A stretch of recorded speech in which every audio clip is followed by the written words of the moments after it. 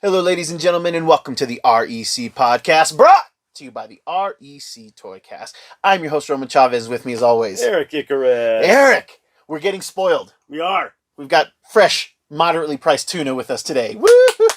I don't know what sound tuna make. I don't know. Yeah, that's the kind you're not supposed to eat. Okay? That's that Japanese tuna you're talking about. Okay? I saw the documentary. You're not supposed to do it. Yeah, you're not supposed to do it. Jordan Tunney joining us today. Thank you so much for coming on. We have many things to discuss, as always, guys. There's always things going on in our world. We're going to start off with the kind of the bad news, I guess, is we're going to talk about the fact, hey, there's a toy here that's moved. The fact that, more movies are moving. Like, what is going on? It's not good. What is going on? I thought vaccine, happy day, world opens again. But apparently the movie studios and local governments are not super into that yet. There are still restrictions, which I believe is just the biggest driving force behind this, is that you can't fill up a movie theater. Am I wrong? You're not wrong. That's got to be what it is. Yeah, I think part of it is the concerns regarding like some of the restrictions, and it's all patchwork. There's 50 states with 50 state governments doing different things.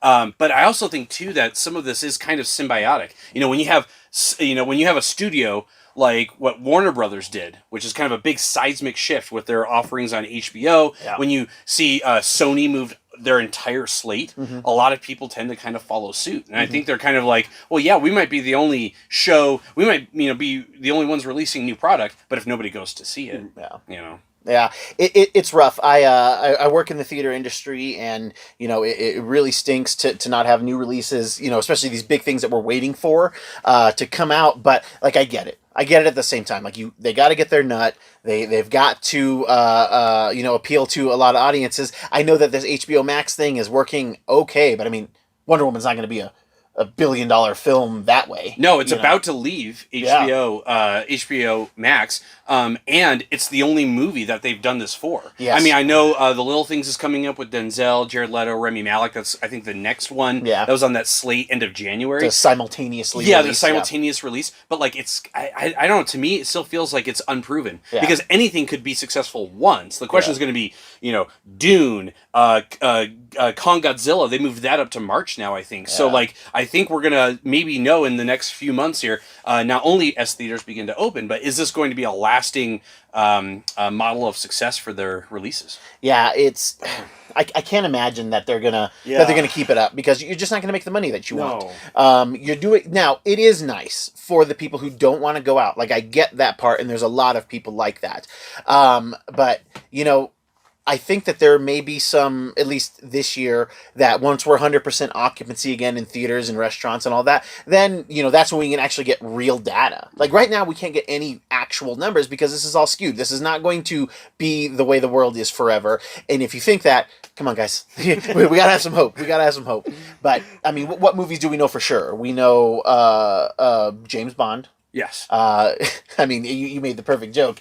He's had enough time to die. He's had enough time to die. The movie was supposed to release I think early April. Yeah. And then they pushed it back to the fourth quarter, October 2021. And it's like, with all these shifts, it's just like, oh my goodness, it just, I don't know. It seems like there's so many movies now, they're going to just have to completely remarket. Some of these movies didn't even get marketing. No. Kong vs. Godzilla's first trailer is dropping this weekend now.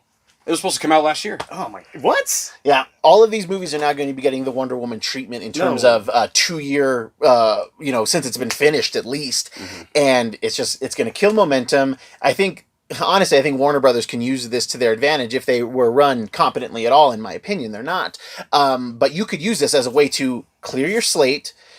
We're talking about Flashpoint to really get us back in, to make your cohesive universe. They're not going to take that opportunity. They've already flip-flopped. I don't know if you heard that they're not doing the Snyder Cut as an episodic thing. Yeah, it's going to be a one release. It's just going to be a 4-hour movie. Yay. Enjoy. Because they know... Because why would you do that unless you knew after episode 1 people aren't coming back? Watch it. Yeah. People aren't coming back. So they're just going to again shove this 4-hour thing down our throat, and we're just gonna have to take it. Ghostbusters, man. I have been waiting for something after Ghostbusters 2 like almost my entire life. It's one of the first movies. Those two. It's one of the first movies I ever remember seeing. To hear that they were doing like an actual sequel, right? With like a male cast partially. I mean, like I remember being let down by the Ghostbusters remake because so much of it was trying to do its own thing, and it didn't successfully do its own thing. So I'm like, I really do want a sequel. I'm stoked for this movie. I remember like it was supposed to come out last July, and there was the trailer, and there was a poster, and there were like early looks, and you've got the the son of the director of the first two who's involved in it. I mean, it just sounds like the stars aligned, and it's like now it's going to be November 2021 if it keeps its current release schedule. There are tons more on the slate that have already moved. One that's holding fast is Black Widow. It's scheduled for May, I think 31st, or in the middle of May sometime at this point. And I mean, I think that they're going to move it, but I really do think Disney is going to try its best to hold out and say, if they get over 50% or 75% occupancy, that movie can still make a bunch of money, because then you get to that point where, oh, we're almost filling up a theater and we're going to have to turn people away and they're going to have to come back. So if they don't do simultaneously, if you can get to 50, 75% would be best. I think it can still, hit that $800 million mark, which would be a fine mark for a, Widow's first solo movie. I believe that's in the range that the first Wonder Woman was in that $800 million, $900 million range, something like that. I don't think it crossed a billy. I think they're going to move it, guys. But if we can get open, do you think things will move back? Like say next month they say, hey guys, everything's 100%, everybody's been vaccinated, and we can do it. Do you think movies would try to come back into their original slots? I think it's possible. I don't think it would happen soon. Yeah. I think this year, because it's been a year now. Like last week was the 1 year anniversary of the first case of COVID in the United States. Yeah. It's crazy to think that. It feels like it was just 3 months ago I watched Tiger King for the first time, and that's almost been a year. For the first time? Yeah. Did you watch it twice? You didn't? I didn't watch it once. Oh my goodness! You didn't do a Joe Exotic like Halloween costume? No. I stayed away from it partly because that's the kind of person I am, which is not great. Because everybody's like, "Oh, you gotta." It's like, "Oh, I gotta." Well, I'm not. Okay. And it didn't appeal to me. Like I get the drama and everything, but that type of stuff does nothing for me. And I get that it sounds ridiculous. I've heard enough. I get the references. I get it. I'm fine. But here's the connection though with the release dates. I mean, we were hearing back in March, 15 days to flatten the curve, 2 weeks to slow the spread. Yeah. If only, and then we saw these big spikes. And so I think, vaccines to come online for them to be widely distributed to the general public or so, it's going to be May or June at the earliest that people probably under the age of 30 will be able to start even getting it. Yeah. I mean, because right now they're still doing people in a lot of states that are 70 or 75 and up, which are the most at-risk groups. So that makes sense to start with. But, it's going to then take weeks and weeks to aggregate the data to actually say, is this even having a positive effect? Yeah. Because right now what we might be seeing is people saying, you know what, vaccines are on the, they're coming. I can wait a little bit longer, and so we might be seeing a little bit of almost like a lull, possibly. I know, in some places we're seeing spikes. California's seeing some spikes. As our county here is actually on the decline. But I think the concern is this whole pandemic has been so unpredictable that if they say, well, listen, New York, California, those are the places that are really going to need to start opening. Texas is going to need to start opening even more than it is. Yeah. But if they wait a month from now, if it's February or March, and then they start moving stuff back, just to then maybe have to move, it seems like as a business you'd want to say, okay, this is set in stone. Now we can, if we're 100% by June, you know what? I'm sorry. The rest of the dates are set in stone. Right. We're going to make people move around us. Yeah. And maybe that's kind of the way to go. That. Flex those muscles. It's, just listening to that, okay, Disney's going to have to move Black Widow, which is going to be terrible. But, hopefully they can get one of these prime spots by the end of the year. Maybe it ends up Black Widow being the Christmas movie. Yeah. I mean, what does this say for things like Eternals? Okay. I don't think they actually made Eternals. I don't, because the only stuff you will see if you Google like Eternals, what you will see are like grainy, low resolution photos taken from like a cool Pix4 megapixel Sony from 2007, or what it is it's like pictures from like a Brazilian like toy collector which that shows so marketing weird. stuff, and it's like, oh cool, so this is what Rob Stark looks like if he has a little bit less of a beard. Cool movie, Disney. Like, so there's been no marketing, there's been nothing for it, and it's just like, I don't know. They were really hyping it up as the next Guardians. Oh, yeah. As the next, like, it expands the universe. There's connections to Thanos, and there's a superpower or a story with a team existing here on Earth for a long time. And there's a lot of stuff they can go, and they want to, change up and kind of do some revisions with some of the backstories of the characters. And it's like, if you're making it sound so cool, like, show us something. Yeah, give us something. Like, I'm sorry, if they say Eternals is going to come out in 2022, there's no reason why we can't get like a sizzle reel, or we can't get like B-roll, or we can't get like cast interviews, photos? Something like you feel like there would have to be something. It just seems weird to me. I don't know. Odd, very odd. Let me play Disney shill. Okay, let me play Disney shill. I mean, everybody. I mean, I've seen it on Instagram, across other social media platforms, where people are just like, just release one or Black Widow, just do it like you did Wonder Woman, and it's like, I don't want Disney to cave to that, because these should be out of this world, blowing our minds, features, and if they give us a taste, we're gonna be so ravenous for it. Like, it's gonna be more irritating. I think once things are opening up more, and it seems like we're getting on level footing, so maybe not till after summer that we do get something Eternals related. Like, we actually get a teaser, or something like that, because I think that they don't. Because right now, how fatigued are you for? I was so fatigued for Wonder Woman. Mm-hmm. So that there was not going to meet my expectations at all, and it ended up not being very strong in my opinion.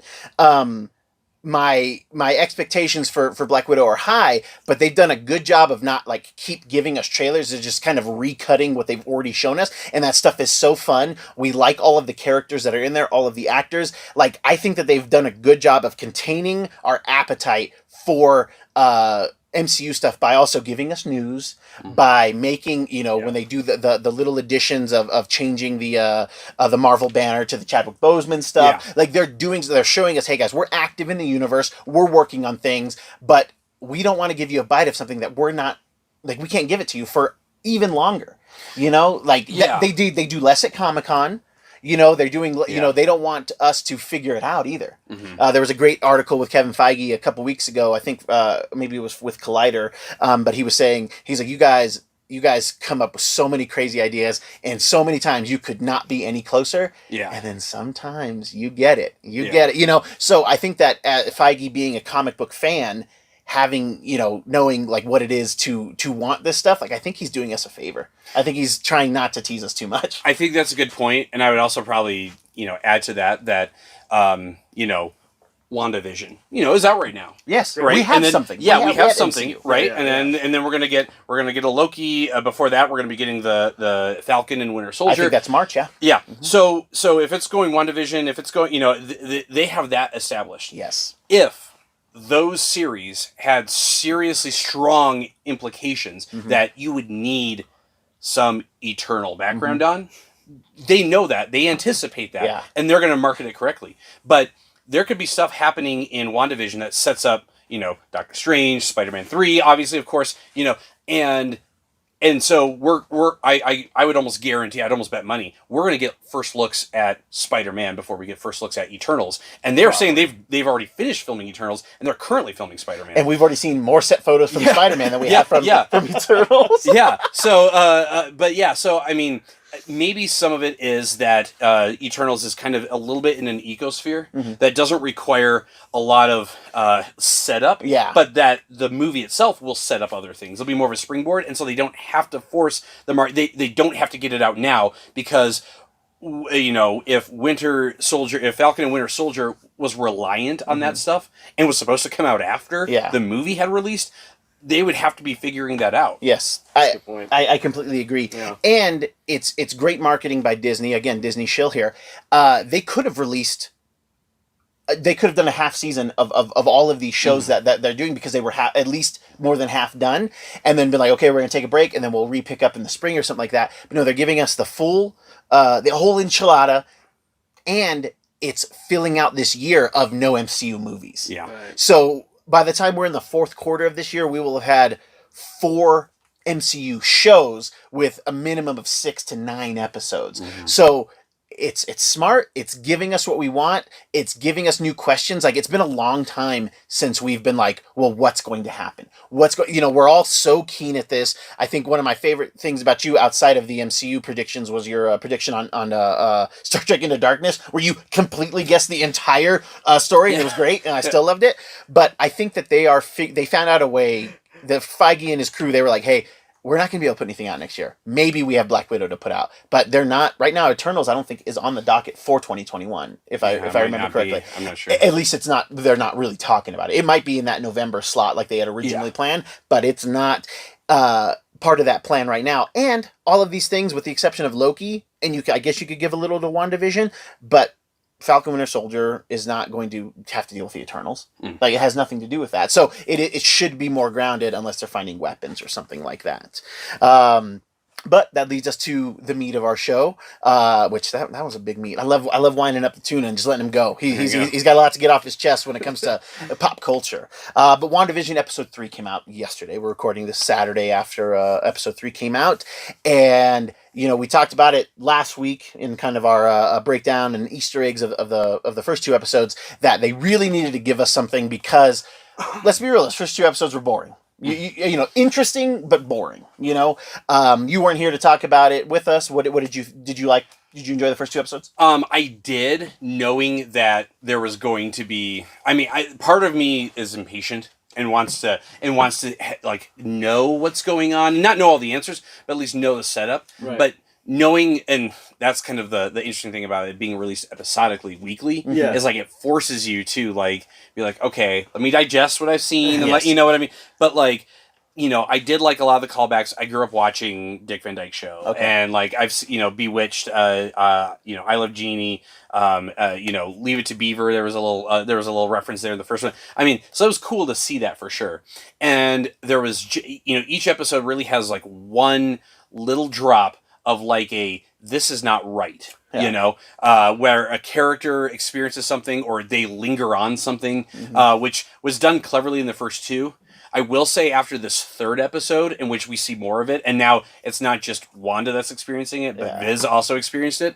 It's like, at this point now, we really need to start seeing more of the bigger picture than just the ecosphere. And I think that they wanted that first episode to be something that you'd watch and be like, okay, what is going on? Right. Exactly. Yeah. It's very hard. I mean, these universes and these characters and some of these stories have been around for a generation. 30 years more. Oh, yeah.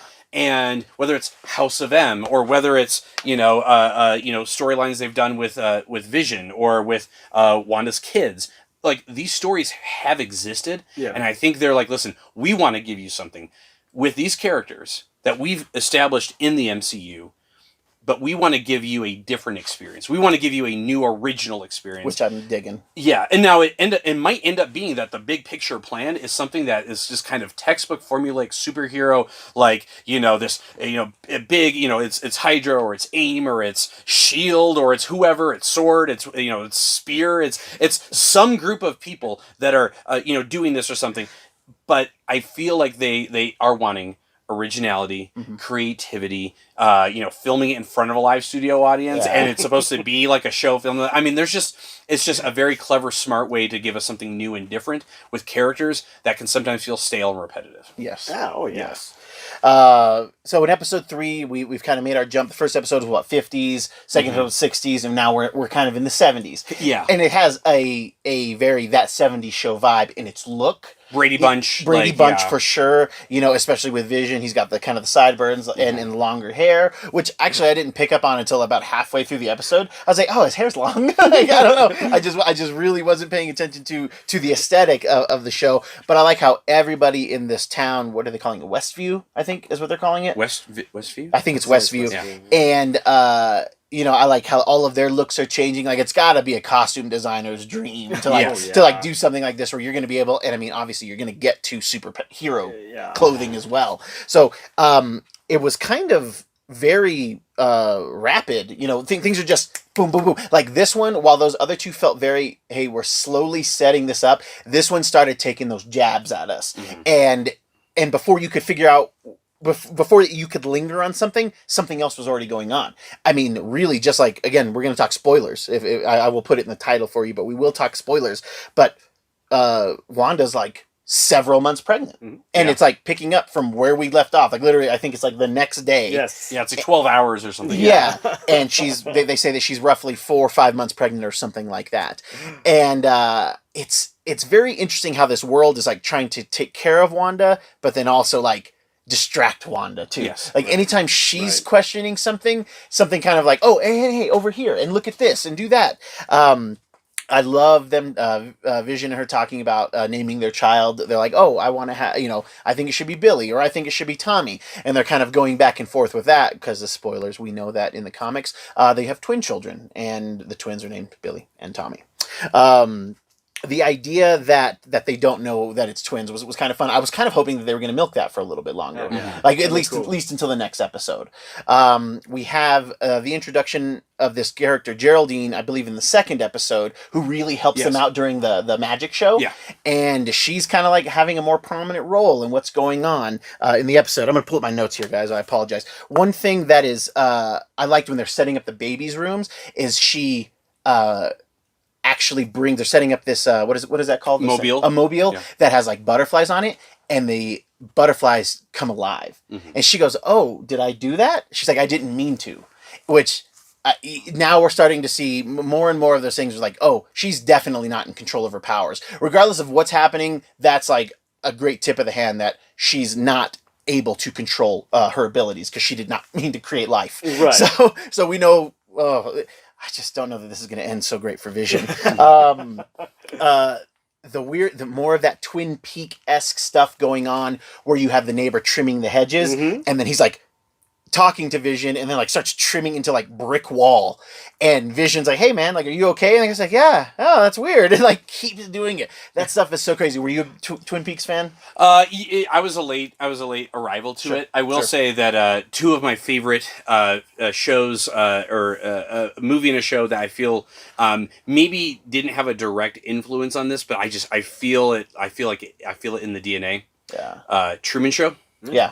Huge fan of the Truman Show. Sure. And I have to bring it up. I think I'm contractually obligated to mention it in every REC podcast I'm on. The Prisoner. Yes. This whole idea. It's your brand. It's on brand for you. Yeah. This whole idea that you've got this person that is in a situation they can't control, whether or not she's controlling it, but not in control. Yeah. This whole thing. And what's great, especially about this third episode, is that the first 2 episodes have a lot of like, what just happened? The third episode is really where you can start to like really come up with some theories. Yeah. Like after watching the third episode, I started thinking back to something I saw in the second episode, and it's like, oh, okay, I have some ideas, and something could happen that could completely warp that theory, and a new one could pop up. But we truly legitimately got our look at the outside of Westview. Yeah. I mean, we did see, there's a little like, the TV monitor and stuff, which is outside, but like to actually see the outside, to see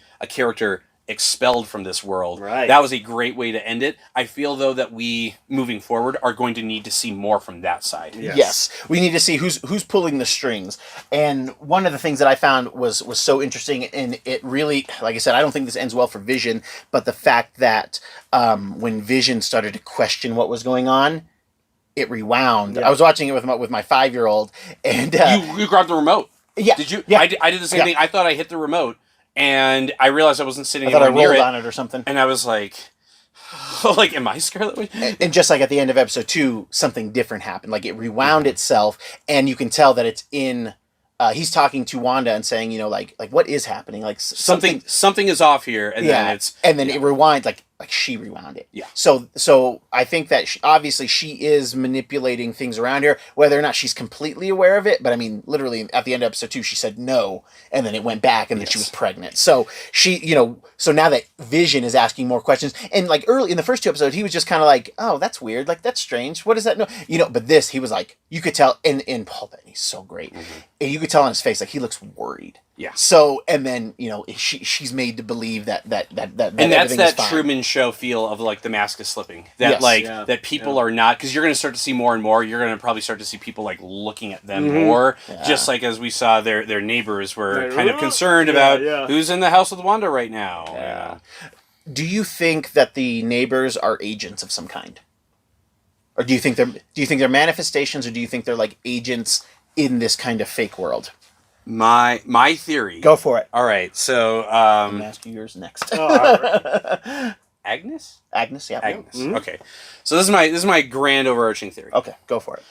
I believe after the events of Endgame, Wanda's back, right? Because she was snapped away. Mm-hmm. Yes. And Vision obviously died before the snap. And that's why he didn't come back in these things. I think Wanda probably went to a S.H.I.E.L.D. facility, found Vision's body, probably absconded with it. Probably, has a mental breakdown, and at that location, her psyche splits, and part of her mind creates this world where her and Vision can be together, and that's this TV sitcom setup. Yeah, I think Agnes is Mephisto. In Mephisto, am I saying it right? Mephisto. I think it's Mephisto, but yeah. This dark entity.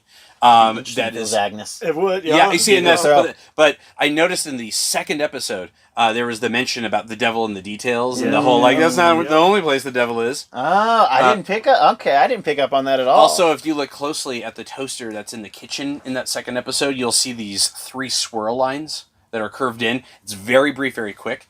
But if you happen to look very closely, you will see that they resemble a 6, a 6, and a 6. Shut up. That's crazy. So what I think is that Agnes is creating this, didn't create the reality, but I think slipped in and is manipulating the stories. Maybe she's the one that rewound, not the no in the second episode, but Vision, because she's outside, she lives right there nearby, and is trying to maybe push Wanda in the direction. Everything will be fine. Subtle. You're going to have a family. Everything is going to be okay. And these things, concerned about a possible sword agent that might be trying to get the truth revealed. So that might be why she might have been concerned about why she was with Wanda. And I think ultimately the end game, pun intended, is to get Wanda's kids. So Wanda creates her mental state, creates a world in which she will have these children. These children are going to be powerful, magic, speedster. And although I will say, when I heard Billy and Tommy, like having not come from a comic background, I was like, oh, the Blue and Green Ranger. I think ultimately it's going to be one of those things where it's like, this grand deception is going to take place. So the question of who is doing this to her, it's Wanda, but it might also be another entity as well. Yeah, like you pushing that up with Agnes. She's wearing that pennant. Yeah, it has the. As soon as you said that, I put it together. It's these 3 individuals on this pennant, and one is like a bit bigger than the other 2. So it's like a marionette. It's like this bigger one's manipulating the pulling 2. the strings, maybe. Yeah, so that's kind of what I'm getting off of that. And the second you said that, I was like, oh my God. I will say, I like you've said already a few times that like this may not bode well for Vision. No. I think Vision's not alive. Yeah. I think he lives in that universe, and it's going to be one of those. It's going to be that impossible choice. Yeah. Does she remain in that world that is not real to be with Viz, or does she ultimately decide to leave? And the ramifications of her maybe losing her children that now are going to be real and be taken out might lead directly to the events of Doctor Strange. I would say yes. What if, I'm just going to piggyback on that, what if by the, her concept of Vision is so much like Vision that he's like, yo, like, you got to stop. Like it's her, that Vision represents her mind trying to defend her. Like, hey, he's the safeguard there. And, he's going to make the decision to like push them out. And, like all of this is going to go away. But the kind of the tagline at the end of the show is that we think everybody disappears, but the children are still alive. And maybe Sword has them. And maybe the reason it doesn't hit well in my ears that it could be Mephisto, even though it is comic book related to Mephisto, he's such a big character that it seems strange to put him in this show. He seems like he could be his first appearance is in Silver Surfer 3, which doesn't mean anything because he ends up becoming far more than just like a Silver Surfer baddie.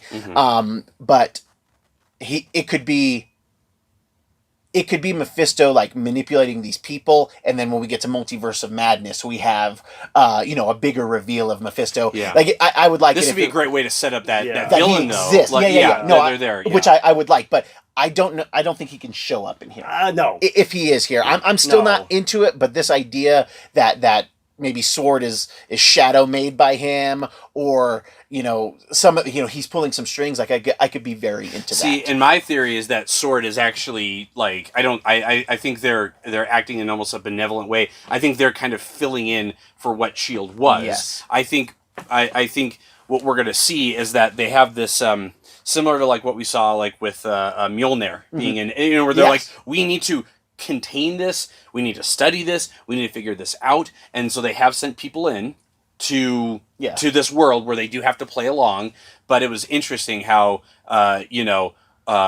Wanda began referring to her life outside. Because in the first episode, it's Vision and I, we're married, and like, we don't really remember when we got married. We don't even have rings. What was our song? And these things, But like, she starts to remember, and the fact that Sword is aware of that, it's almost like they were trying. It's what you do when you talk somebody down off the ledge, where you say like, listen, like, well, does anybody love you? Like, and they're like, oh, well, I have a family, like, friend, like, and you're asking those probing questions, and she reached a point where she didn't want to hear those questions anymore. And I'm a huge fan of the Monkees' Daydream Believer. So the fact that it was not only used in the marketing, but was that last song that was played, Daydream Believer, it's all a dream, to that point, so we have this Geraldine character kind of being really friendly with Wanda, like seeming to be very much her buddy, but you kind of find out that maybe she doesn't belong here. And I'm wondering if this world in which maybe that Wanda has created, if you go in, maybe you have your intentions. Like, we could go in and we're like, hey, we're going to go get Wanda Maximoff. We're going to pull her out of here. But maybe you're in there and you have to play a role. Because if you don't play a role, you get launched, which we see with Geraldine, because Geraldine starts questioning, asking her about her family. And I love, that was arguably my favorite scene in the movie, when she goes, Wanda's like, I'm a twin. My brother was Pietro and he died. And then Geraldine says, oh yeah, Ultron killed him, didn't he? And when that happened, my daughter looked at me. She's like, Ultron? Because we've watched Age of Ultron. Too young, I guess, but whatever. And she was like, I didn't see a robot in here.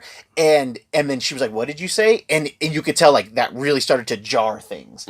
And then the ancillary characters, Agnes and I can't remember the other neighbor's name. They're like, asking Viz like, who is she in there with? Right. Like, and they seem alarmed, but they also are having a hard time breaking. It seems like they're having a hard time breaking character. Oh, yeah. So, like I said, maybe when you're in her world, you have to play the role or you're out. And we see at the end of the episode that Geraldine gets launched out of this kind of like, I don't know if it's a force field or if it's one of the things she literally made a pocket dimension, which is a big deal. Pocket dimension. I mean, that's a big deal in the comics. So like, it's one of those things, just like in that, what was that, Once Upon a Time show? Did you ever catch that on ABC? Like the first season part of it, the fairy tale characters. Where the fairy tale characters come to the real world, and it's called the town of Storybrooke. And like, people can enter Storybrooke, but when the people who are like from the stories, when they start to walk out, like they start to lose who they are. Like, so they have to wander back. So like I said, if you're in there, the world is affecting who you are. Maybe those guys are Agnes and the other, they're trying to get her and they can't because she's made them play the role.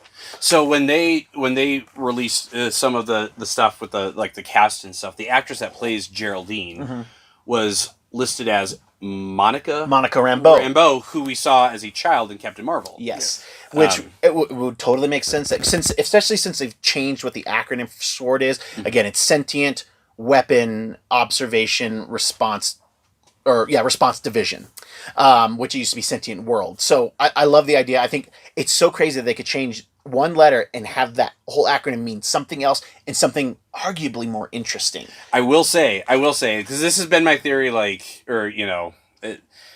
knowing with the acquisition of Fox that Disney had and these things, and just kind of anticipating mutants at some point being introduced, sentient weapons is a great way to describe a mutant. Right. Yeah. And this could very well be a good way to show, this is how these people handle this situation. And how great would it be if the reason why Wanda and her brother's experiments worked with Loki's staff that controlled the Chitauri, what if it worked because of their genes? Yes. And what if the culminating result of WandaVision is activating that gene in the human population. And now, instead of mutants having existed, and you have to explain how mutant kind has existed in the MCU without ever having seen them, this becomes day zero. Yeah. Yeah, it's just like but you lose the Magneto stuff. You lose the Xavier stuff because you don't have them experiencing World War II and all that. They still do another genocide. You know, I mean, like he's Turkish or something. yeah, exactly. Or Armenian, rather. Rwanda, in the 90s there. You know, we'll change it to Wakanda. Yeah. Sing a song for Wakanda. Oh, man, we had yet another Hydra reference though too. Another commercial, and they called it the Hydra Soak. You know, like if you worked a hard day making your husband breakfast, you know, all this like crazy sexist stuff. And they were talking about the Hydra Soak, and it was like Hydra Soap. And I don't understand the reference. I haven't looked online to see, because all of you guys know way more than we do. Shield, right? There's an Agents of S.H.I.E.L.D. reference where Coulson says he makes his own soap. He says he makes his own soap because Hydra had used it for like mind control or something. Right. Yeah. It was like a rambling, like tinfoil hat. Oh, frogs! Yeah. Kind of he has an Alex Jones moment. Oh my gosh. So, again, cool. I love the commercial aspects to it. What if she's in like a Coulson thing? Because wasn't he like in a simulation? Tahiti? Yeah, he's a magical place. Yeah. Yeah. Maybe they're doing something similar here with that. Dude, that would be cool if they're doing it. So maybe they're trying to, maybe Sword's trying to get the kids too. Yeah, maybe they're trying to extract something. Yeah. And this is the only way to kind of keep her, you know. Or like this is our way. We know she's a bomb. Yeah. Right. This is our way to get the bomb to disarm itself. Right. I mean, technically, she's a fugitive from the raft. I mean, yes. General Ross still exists. General Ross would totally make this division, and it would make a ton of sense. Mm-hmm. But man, oh god, this gets the juices flowing. One last thing I do want to throw in. I know that some people were critical of Elizabeth Olsen's portrayal because they were like, you know, when you see her in the Age of Ultron when they were introduced, they have these very strong like European, Eastern European accents, and they seem to kind of drop off. And I've heard people say like, oh well, you know, during her training with Natasha, you know, leading up to like Civil War, that she like had taught her how to hide because Natasha had an accent herself, and these things, you know, which is really cool. I did like how she like sang in like Sokovia. Yeah, that was a very nice touch. It was kind of a callback to like that calm. It's kind of that revert back to what calmed you as a child. That sort of thing. Yeah, and I like how they've mentioned Sokovia a couple times and this and that. I like how when she's pregnant though, she like her powers are totally not in control. You know, she manifests that stork and that like won't go away. Yeah, that was awesome. And she can't get rid of it, which I think is a big deal. And then, you know, the babies come, the house goes nuts. I love the mention of Ultron. Let me see, what else was I trying to get to? I think that we have to, I think we also have to get to the point that what if what if, you said this and it got me going. What if they're trying to get Vision out of her? Like she knows what he is, and they're trying to get that essence because they have the brainwave patterns in Wakanda. Like maybe she was like, okay, we're going to try to get Vision back. And then, you know, just her reaction to this had created this world. Like maybe she's involved because remember that radio. Who's doing this to you? Yeah. So maybe they were all in on it. She was sitting with Sword. They're trying to figure out how they can they can bring Vision back. We have his brainwave pattern. We need that. You have a connection to the stone. He has a connection to the stone. Maybe that's what we need to reanimate his body. And then she just loses it. And she just goes, you know, she's just like, and then they can't get to her.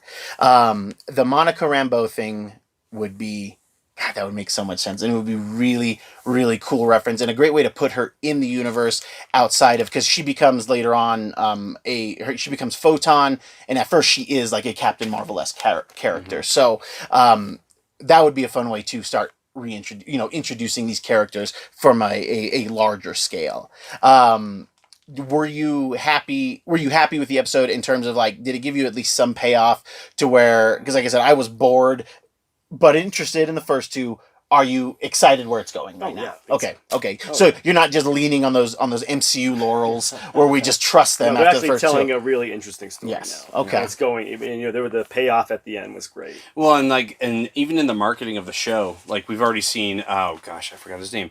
He was Asian Jim on The Office. He was in Ant-Man. Yeah. He was the agent that was like trying to keep tabs. On Scott, which is a great, like, way of working the jokes and everything and stuff. And then Darcy from Thor. Yes. They've been shown in the marketing which is clearly not in the TV universe. Right. So it's like, I don't know. I mean, I don't feel like they're going to do an episode of like everything outside, because the whole gimmick has been what's the in TV. the bubble. What's in the bubble. But I mean, we got maybe 15 seconds at the end of the third episode with her getting, thrown out to the ground, and she's got the sword pennant and the sword cars pull up and stuff, and clearly they're probably like, so what just happened? I really do think it's almost like a Stargate scenario where they're sending people in. They don't know what's going on necessarily. They're trying to reach through, and then they're going to try to debrief and be like, okay, so like what, what's going on.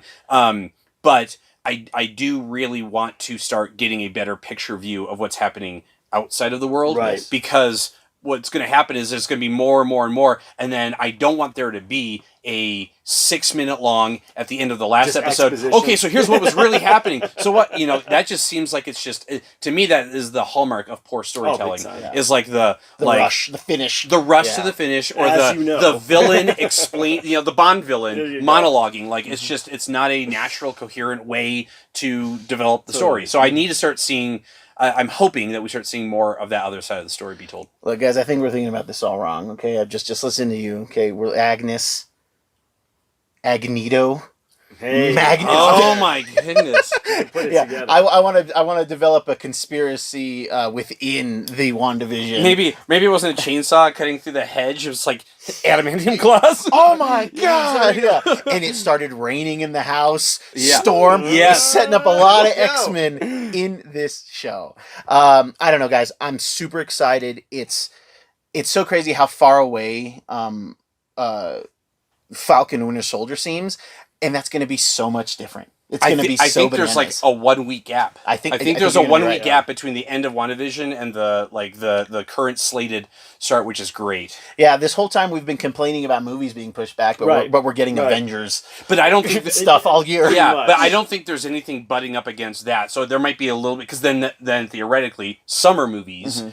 I would like to see a little bit of a gap. I don't want to jump right into Loki then. Like I think Loki does come out like pretty soon after, because I think Falcon Winter Soldier might be shorter. I think it's like 6 episodes. I think you might be right. Yeah, I think it's less, because this is going to be 9 or 10, and then I think one of them had like a really small series order. So there may be a bigger gap in between Falcon Winter Soldier in terms of weeks between, but it might still come out in like May. You got what, Flag Stompers? I think is what they're called. They're not called Flag Stompers, but you've made me lose what it is. Really close. Yeah, they're Flag Smashers. They might be Flag Smashers. We'll go with that. But Zemo, I really liked Zemo. Actor's so good. Yeah, Daniel Bruhl. I was like, oh man, I was worried that he was a one-off villain. I'm glad, even if he's back for one episode, or even if he's back as just like a pulling the strings and we don't get much of him, I'm glad that he's back in it. There's purple mask, so I'm ready for that. You know what would be cool, and I know we're going off WandaVision, but it would be really cool if Strucker, he still has his vendetta against the Avengers, and even though they're gone, he's like, what if he's trying to bring back the Red Skull in some fashion? Sure. They have the ties, Cosmic Cube related stuff. We know that there's going to be versions of these, because the stones aren't gone. Remember, he reduced them to atoms. Yeah. So is he going to? I don't know if it'll go that big, but maybe he's trying to figure it out, because he's like, this guy could give the Avengers a run for their money or something, and it would be a cool way to get that back, to get that Hydra connection. Who would be on Vormir then, right? Was it Vormir? Well, somebody. He gets released. Technically, he would be released. Oh, because the stone's gone. Yeah, because the stone is gone. Right. So that's what gets him out of his prison. Technically. But man, I don't know. Oh God, I'm so excited. I'm so excited for the things that we have. While it stinks that these movies are moving out, I'm grateful that we have some comic book stuff this year. Oh my gosh, I needed it so bad. And while they're not giving me the faceless army that we fight and all of these superpowers, they're giving me the characters that I liked, and I love the gloves at which they're being handled. And people who are complaining about Elizabeth Olsen, she's so good in this show. She's so good in the movies. I think Civil War is a great performance from her. Although I saw some crazy thing the other day that I think she only has like 29 minutes of screen time, and like as Wanda Maximoff, like in all of her appearances. I would say so. Yeah, it's something crazy how little these guys are actually on screen and how much money they make. I will say though, like a lot of movies, they can like kind of rush the relationship and that sort of thing, and it's like, oh, you know, what's going on here? Because they kind of tease like, oh, it's like, oh, Viz like saves her at the end of Ultron, you know, but then in Civil War, gosh, that scene where, you know, first they're talking about like, oh, let's order a pizza, and he's like, nobody hates you or nobody dislikes you, and she's like, okay, but then when Clint comes to get her and Viz is in their way, that's such a great way that they handled that scene, where it's like she has to go through Viz to leave, and like but ultimately we know the relationship gets repaired, and I mean, but then making her be the one that has to kill him, and she does. And then she has to watch him die again. Like, honestly, I think they've done a great job with the way they've developed her character. And I think they've made a legitimate, like, I think you legitimately feel, having seen the full picture that they've shown so far, like, you legitimately feel the loss she's experienced. Yes. Yeah. Yeah, you know, and the only thing that kind of bothers me a tad is the fact that her and Clint seemed very at peace at the end of Endgame. You know, he's like, you know, they're both saying, oh, they know, you know, they know we won, you know, kind of thing. So, I mean, it's obviously great for the character to have her have this psychotic break. And I mean, we got to remember the first time that we saw her in that trailer, in that end scene, I mean, she's like, you know, twitchy. Yes. She's twitchy. So you're not going to get out of this unscathed. And maybe she had the propensity to be bad the whole time, but she was living that good life. And still lost her brother, lost her lover. I would like to think that her powers were either dormant or like evolving. That like she was projecting the thoughts into Tony and into Steve's head and into Natasha's. Now she's at a point where she can make them. Yeah, manifest. Yeah, we were we talked about that on the last episode about that. Like that's the evolution of her powers from just being telekinetic. Because even, you know, when Maria Hill says it, it's like, oh, he's fast and she's weird. Yeah. They leave it so very vague for the character. So yes. More. Kids, I think that's our show. I forgot to mention at the beginning, you can follow us on Instagram at RAC Podcast. You can follow myself at Roman RAC Podcast. And you can follow this bomb dude. Gulag _J _Wilden. If you like what we're doing, please hit the subscribe button. Give us a like. Tell us what you think of the show. Do you think Mephisto's involved? I don't. Convince me otherwise, okay? He hasn't, but I'm digging it. I'm digging it a little bit. Eric, do you have any final thoughts for us? I just love where this is going. I love where it's going. The slow burn, and I think it's just going to accelerate. I think it's going to just get crazier, and I think we're going to end up somewhere we want to be. I love how the show definitely hits on a lot of flavors. So if you're not digging the time area, the eras that they're taking place in, if you're a Twin Peaks darker kind of guy, you like what's going on there. You like the kind of goofy, campy, Dick Van Dyke related stuff. I mean, it's got something for everyone. You know, no one's ever compared it to Pleasantville. I have not seen that comparison yet. That is a good point. There is a, you know, I agree with you. There is the Pleasantville dimension. That's a TV. When she bleeds in the second episode, they're like the blood was red, you know. Yeah. So I don't know. Yeah, I love it. I mean, they cast Emma Caulfield as that character. She has big Joss connections. She was in Buffy and Angel, and Dottie. As Dottie. Thank you. And which is the second Dottie we've had in the MCU, because they had one in Agent Carter, which was such a good show, underrated. You should check it out. But kids, thank you for watching. Thank you for listening. I have been your humble host, Roman Chavez. I am still Erik Icarus. I'll always be Big Tuna. Always. No. If you become Small Tuna, you'll always be Big Tuna to me. I'd like to be, you know, in shape tuna. In shape tuna. I'd like to I want to go upstairs without like breathing hard. You know? Well, if you dream it, you can do it. Kids, thank you for watching, and we will catch you on the next podcast.